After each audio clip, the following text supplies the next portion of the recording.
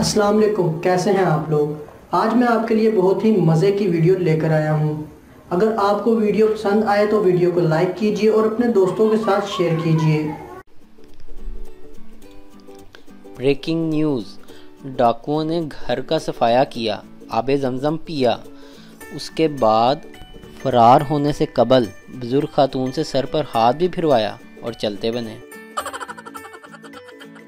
पाकिस्तानी तो जब तक 10 खरबूजे सूंघ ना लें, इनको मीठा खरबूजा ही नहीं मिलता। चाहे इस चक्कर में कोरोना नाक के ज़रिए अंदर घुस जाए।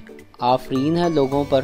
फ्रूट की दुकान पर जाते हैं, वहाँ पर पड़े खरबूजे उठाते हैं। चाहे इन लोगों को 10 दफ़ा किसी ने दुबा कर छोड़ा हो और चाहे 10 दफ़ा सूंघ कर छोड़ा हो, वो सबसे पहले मास्क उतारते हैं, फिर इसे उठाकर सीधा नाक से दबाकर यूँ लगाता है कि नाक ही ऊपर को चढ़ जाता है। फिर गहरी सांस यूँ लेता है जैसे इतर सूंघ रहा हो। बस एक बार डॉक्टर इस चाइना से आने वाली बीमारी की वैक्सीन बना दें, फिर तो पाकिस्तानी औरतें यूट्यूब पर देख देख कर भी बना लेंगी।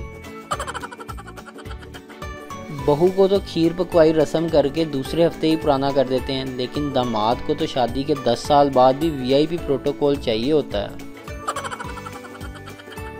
ड्रोनी फिल्मों में जब लड़की की आवाज़ आती है तो वो कहती हैं कौन है वहाँ, जैसे भूत बोलेगा बाजी मैं हूँ भूत, किचन में पकोड़े तल रहा हूँ, खाओगी।